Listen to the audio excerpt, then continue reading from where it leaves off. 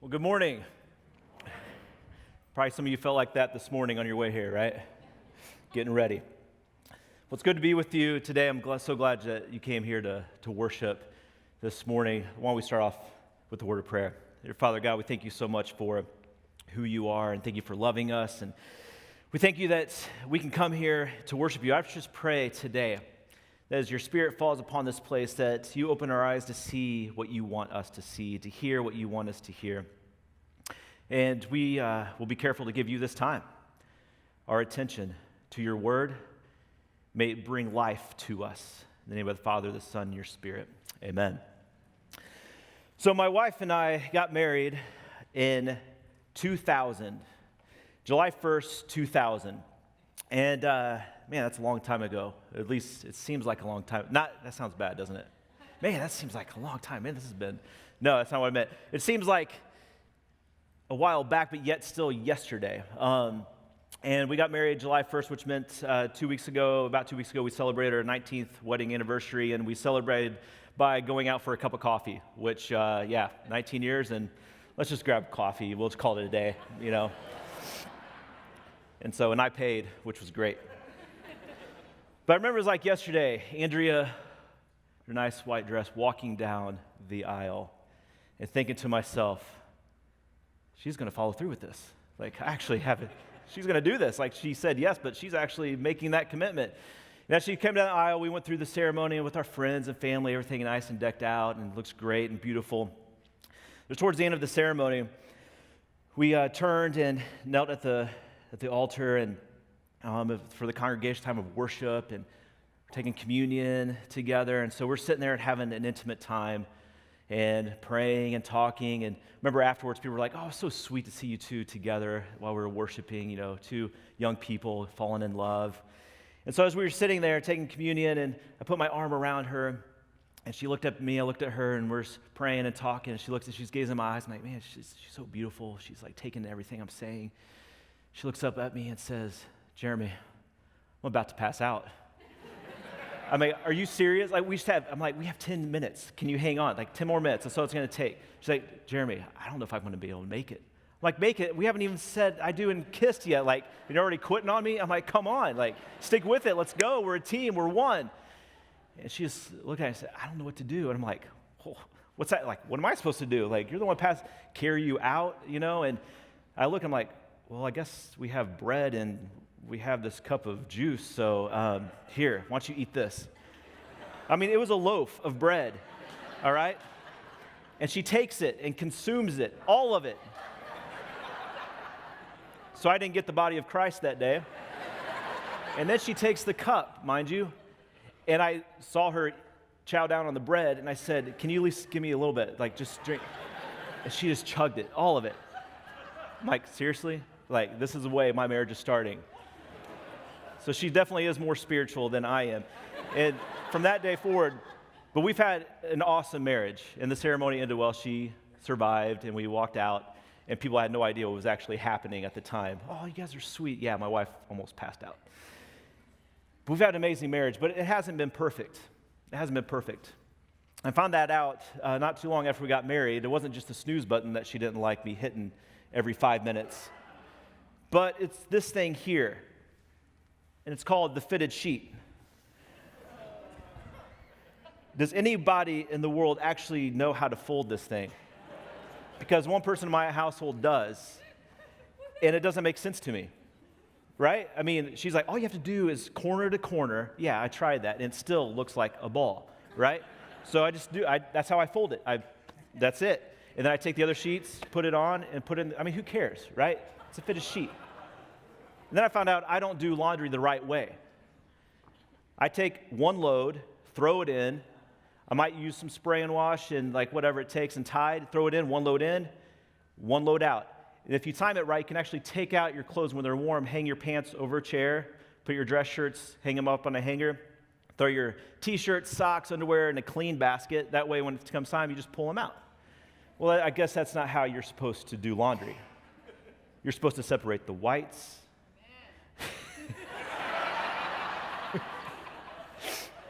Now we're getting somewhere. You separate the whites and the colors and the darks, right? And then cold, warm, hot. 3 loads for one thing, right? And so that's how you do laundry. Well, I thought I was going to be a good husband one day, and I decided to do the laundry. Well, I don't mind washing.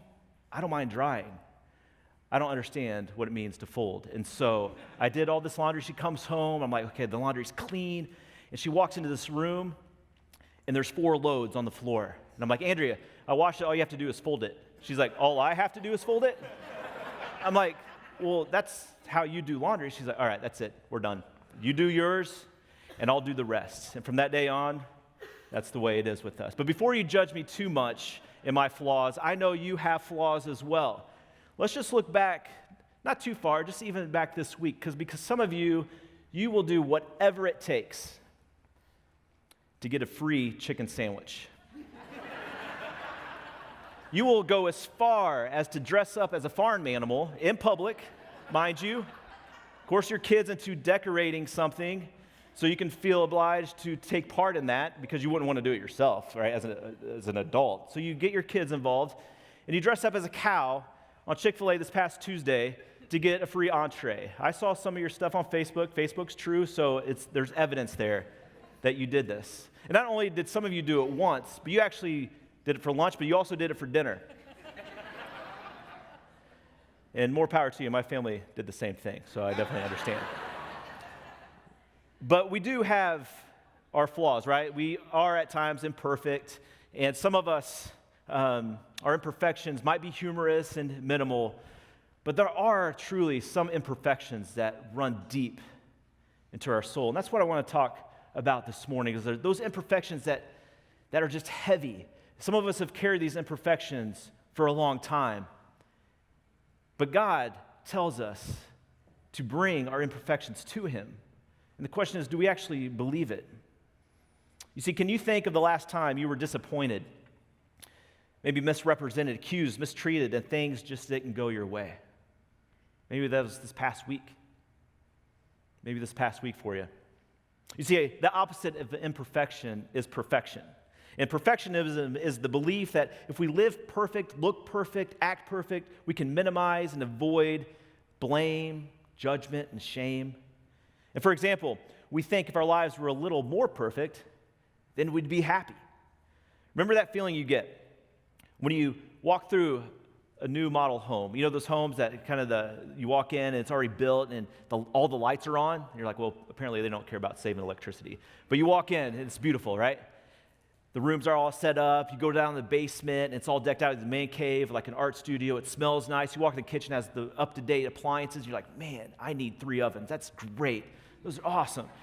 Cookies bake in on the counter because they wanted to get you hooked in, right? And so it's almost like the Gaines showed up and said, this is what you need. It's like the beginning or the end of Fixer Upper, right? You walk in this house like, this is it. And then your family moves in. And you decide to buy a dog. And there's scratches and nicks, and maybe the furnace is about to go out, and it ends up being the beginning of Flip or Flop. You're like, what am I doing? This is not the way it's supposed to be. See, there's a gap between the perfect life we long for and the actual reality. And this causes all kinds of tensions in our life. The gap between the marriage you thought you'd have and the marriage that you actually have.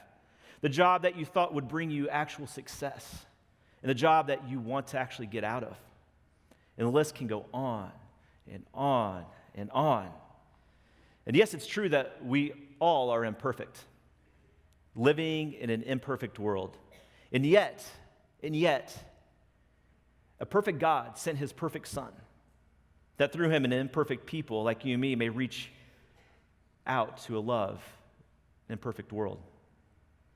See, this summer we've been going through an amazing series called Joy Bomb. How do we find joy in various parts of our lives? And Pastor Tom did a great job during the first week to unpack this idea of having complete joy. You can look further into that in Philippians chapter 2. But how do we, with all our imperfections, be a people full of joy? Can we actually have joy in our imperfections? And how do we love those that are also imperfect? You see, one of the followers of Jesus was a guy named John. He wrote down in his account of his time and experiences with Jesus. And one day, Jesus was teaching in the temple, and there was this disruption as a woman, mass chaos, as this woman was brought in front of Jesus. And the Pharisees and the teachers of the law threw this woman at his feet. And this is where we pick up the story in verse 4. They say, "Teacher, this woman was caught in the act of adultery. And the law of Moses commanded us to stone such a woman. Now, what do you say?" They were using this question as a trap in order to have a basis for accusing him. But Jesus bent down, started to write on the ground with his finger. When they kept on questioning him, he straightened up and said to them, "Let any one of you who is without sin be the first to throw a stone at her." Again, he stooped down and wrote on the ground. At this, those who heard began to go away, one at a time, the older ones first, until only Jesus was left, with the woman still standing there. Jesus straightened up and asked her, "Woman, where are they? Has no one condemned you?" "No one, sir," she said. "Then neither do I condemn you," Jesus declared. "Go now and leave your life of sin." Some versions say, "Now go and sin no more." You see, in the story, the Pharisees bring a woman caught in the act of adultery. And before a large crowd, the Jewish religious authorities throw this woman at the feet of Jesus and demand him to judge this woman. They remind him that the law of Moses, which you can see in Deuteronomy 22, says that such a person should actually be stoned to death. After reminding Jesus of this Old Testament passage, they ask, "So what do you say, Jesus?" Why did the Pharisees believe that Jesus would actually answer in the way that they wanted him to? It's interesting. Put another way, what is it in life of Christ that would make them actually think that this scenario would actually cause Jesus to stumble? Which leads us to this question.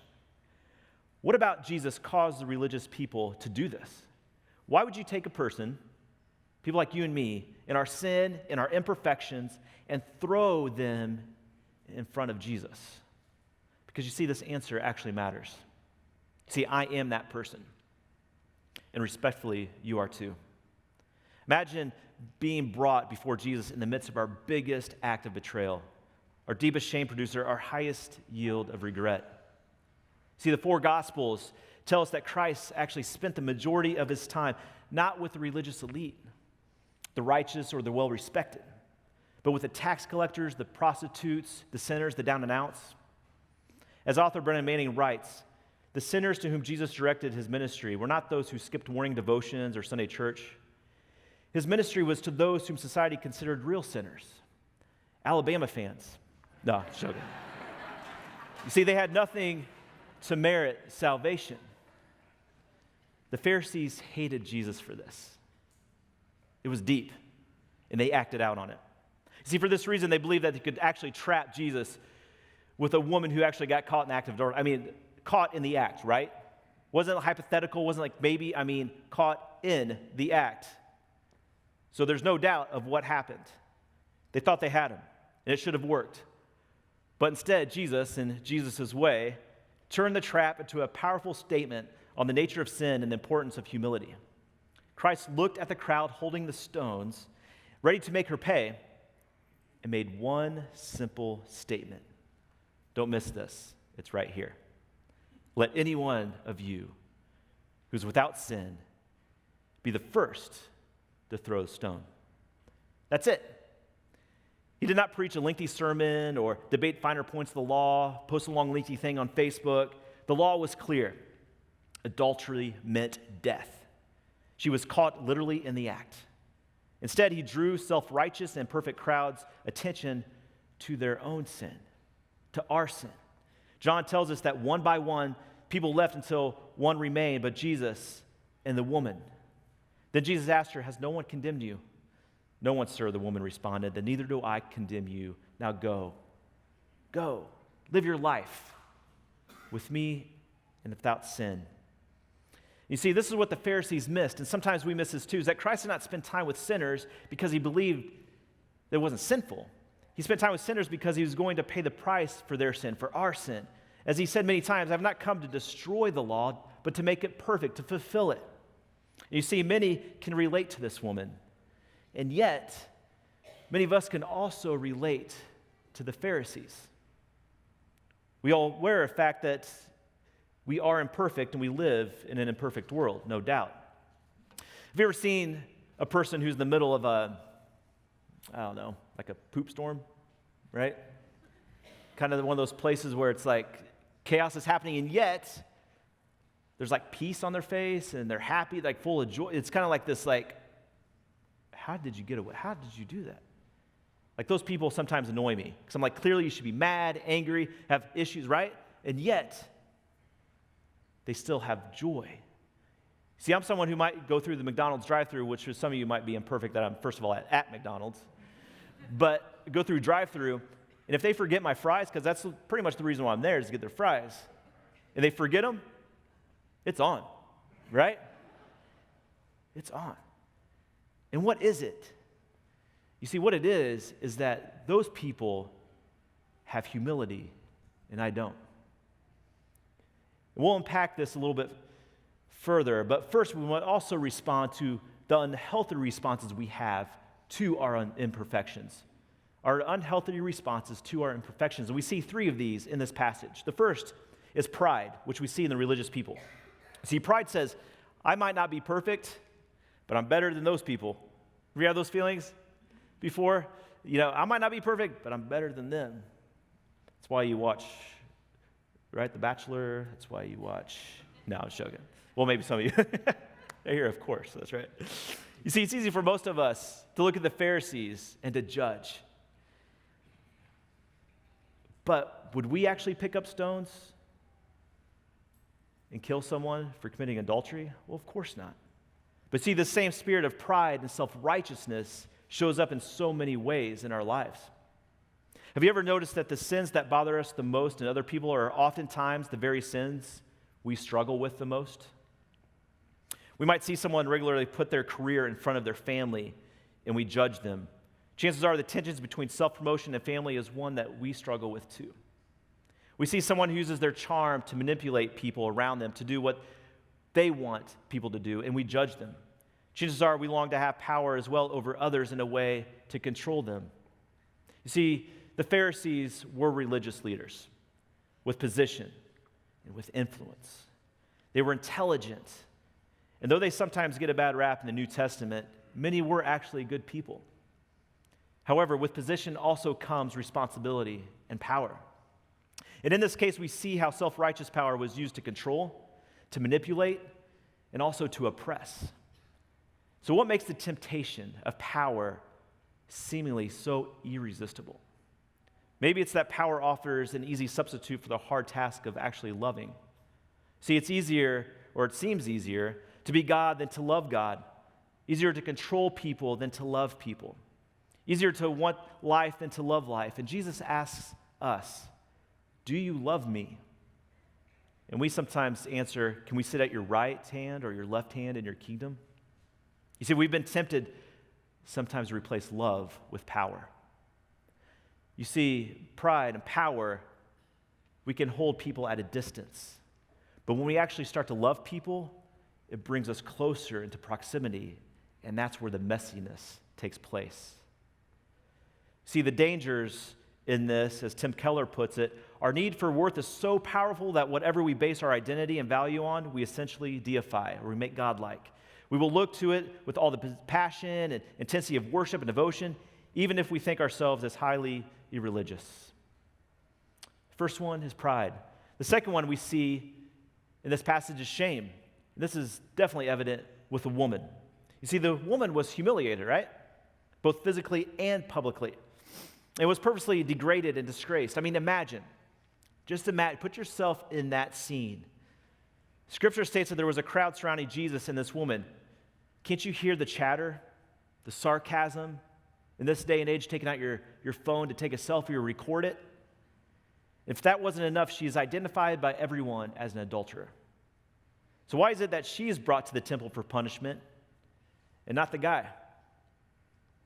I mean, if she was caught in the act, then he was too, right? I mean, I know the multiplication pastor, but I think the last time I checked, it does take two, right? And so where's the guy? Where's he at in this scene? Where is he? This points to the societal shame associated with being a woman caught in adultery, and that was even greater than the shame it might have brought the man. So the emotional, the physical, the societal shame that she was experiencing became her identity. And many of us naturally avoid anything to expose our darkness. We've been crushed, broken for our flaws, shamed for our faults, and some of us even hated for our failures. So after years of defending ourselves from the blows and the attacks, it takes a long time for us to trust God. And sometimes we feel this sting. We feel the sting of pain over our faults. For some of us, that sting is rooted in fear of punishment, abandonment, or rejection. So what is the sting? Some call it guilt, and I think some call it also shame. Sometimes shame and guilt also run together. They seem like the same thing. They both result from something we wish had not happened, but there's one clarifier. Guilt is a feeling bad about what I did, and shame is feeling bad about who I am. Shame is much deeper. It hits the core of who we are, the very fiber of our being, deep within our soul. You see, shame is not about what I did. It points inside to who I am, and it's a terrible burden for many of us, and many of us carry shame and have been carrying shame for a long time. You know, some symptoms I see with shame is that sometimes we want to disappear, right? We want to kind of get out. If I can escape, if I can just get out of this scenario, whatever that might be, then I won't feel or have shame. Another thing that we might have with shame is anger. You know, as a parent, I have 4 kids, and there are times where I might raise my voice a little bit. We call that not having an argument, but having more of a discussion, right? However you want to clarify it or get away with it, sometimes things can be intense. And I might, in my own imperfections, outwardly, in a not healthy way, say something to my kid, and my kid will run away. Have you experienced that before? Your kid takes off, goes to their room, and what they feel is shame. And that's on me. But a lot of us have carried things like that over the years. Another one is self-blame. Shame can also cause people to heap blame on ourselves, which might cause us then to go into another thing with shame, is that we try to cover that up somehow to mask that with various addictions, whether it's alcohol, drugs, over excessive eating. And when you feel shame, you may want to use these things, but eventually it just causes a vicious cycle. You see, shame is real. Shame is real. But yet at the same time, Jesus is saying, I can take that away from you as well. The third thing that we see in this passage is one called apathy. And I think this one can actually be the most dangerous of the 3. Apathy. We see this with the bystanders, those in the crowd, right? So there's a crowd gathering, trying to witness. It's almost, in some ways, entertaining. And yet, when you consider where they're at, it's a little disturbing in some ways, right? Where are they at? They're in the church, basically, right? I mean, imagine somewhere in here, like, you get the religious people, and they throw this woman or someone with sin right here. And Pastor Tom, being Jesus, right, steps down. Imagine that scene. You'd all be like up and like, what's going on? What's happening? Let's get around. And what we see in this scene here is now when you look closely at the text, we see that the whole exchange happened in the temple. So in addition to Jesus and the woman, the religious leaders with their stones in hand, you've likely have a whole group, a large number of bystanders. And they were here, not because of that. They came to worship God and to offer sacrifices, right? They came to offer sacrifices to God. And they paused to watch this whole situation unfold, and they could step in to defend this woman, right? They could actually have stepped in, but they didn't because they were apathetic. Their response to this imperfect world was it's none of my business. It's not my concern. I don't know if I can really do anything about it anyway. And here in this story, we find that many were apathetic to this woman, and they either ignored her or thought less of her. And they were at the temple to take care of themselves, not to take care, defend, or welcome the one that was in sin. And while they externally worshiped, their hearts were actually far apart from God. You see, this woman was ignored and also left to be alone. C.S. Lewis writes in The Four Loves that the nature of love is to improve the object of its affection. Love desires the best, the freest, the most true to its identity. Lewis argued that apathy, not hatred, is the opposite of love.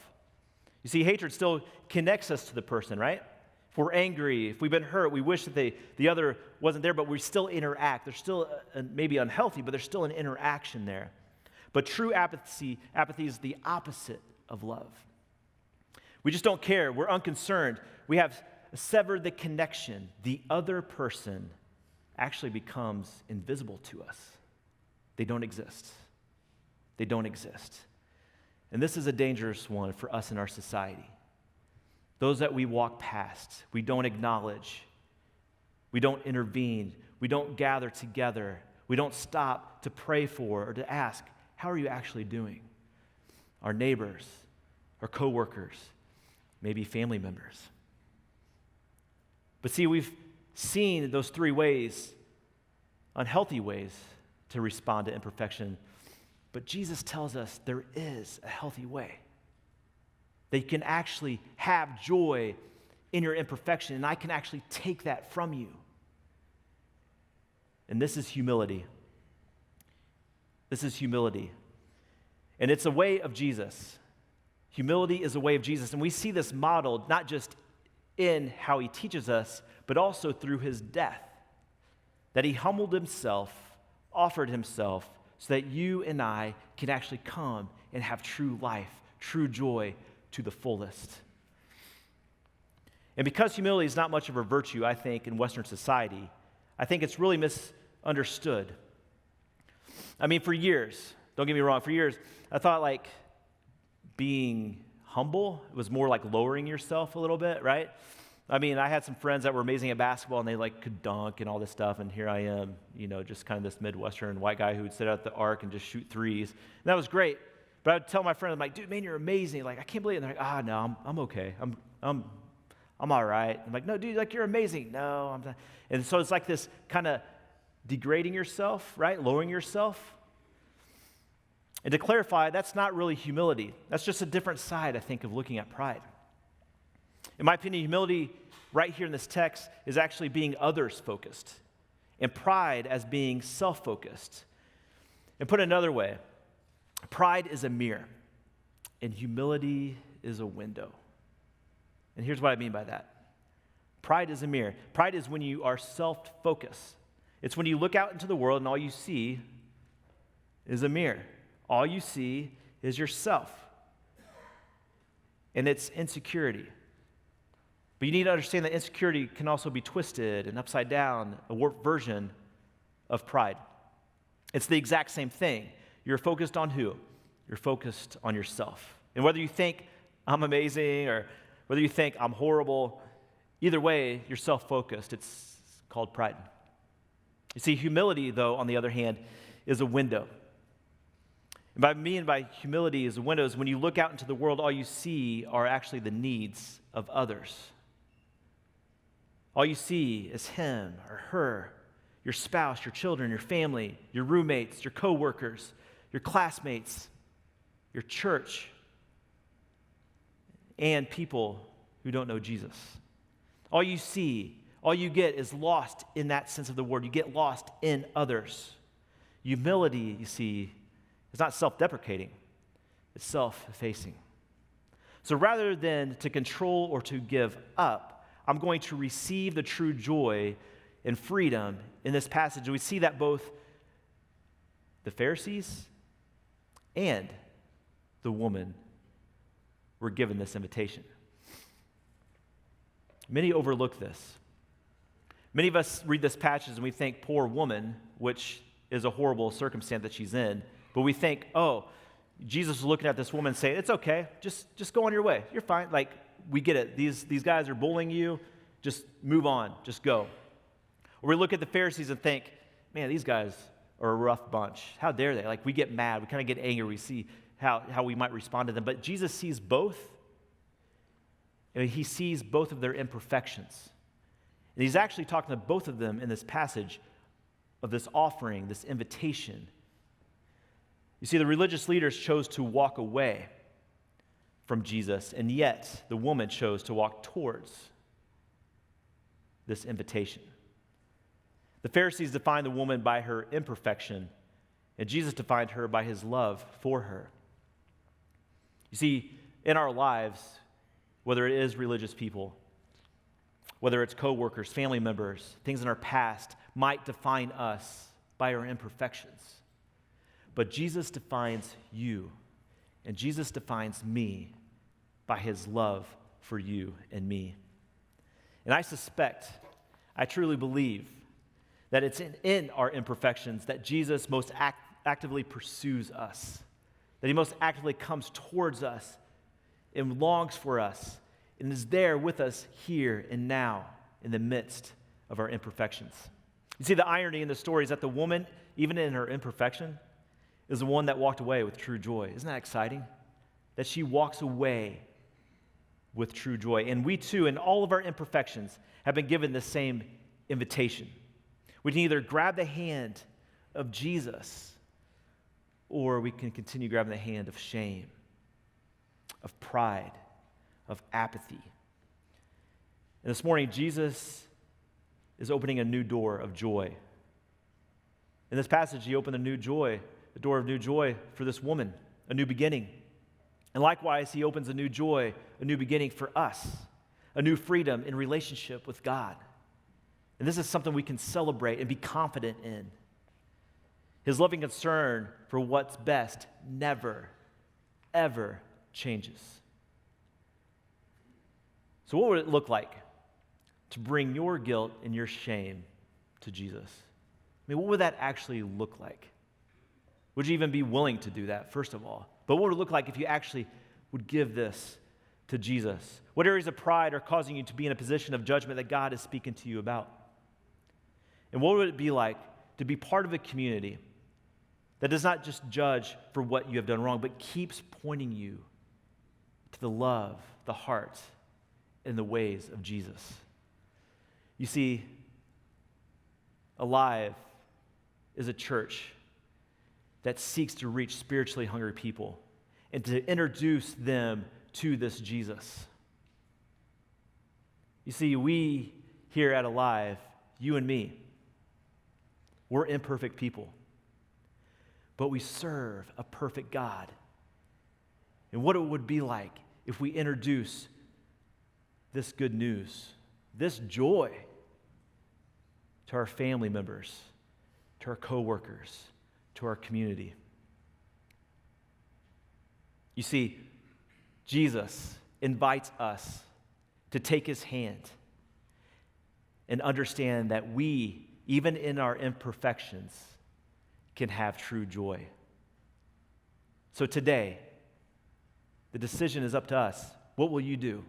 Will you continue grabbing the hand of pride, of shame, of apathy, or will you grab the hand of Jesus? Because you too can have true joy even in your imperfections. Let me pray for you. Dear Jesus, we thank you so much. We humble ourselves, truly humble ourselves, and are thankful that you pursue us. You pursue us, and some of us didn't even know that you pursued us until we came to know you. And we thank you for this gift, your love. And as many of us continue to serve you, to love you, I just ask that some of us today are carrying a lot of shame, maybe pride, maybe some of us are apathetic, and yet, like in this passage, you are kneeling before us saying, here, take my hand, I'm here with you. And I just pray as we take your hand, this invitation, that we are a people that can experience true joy even in our imperfections. Jesus, we love you. We thank you. In your name we pray. Amen.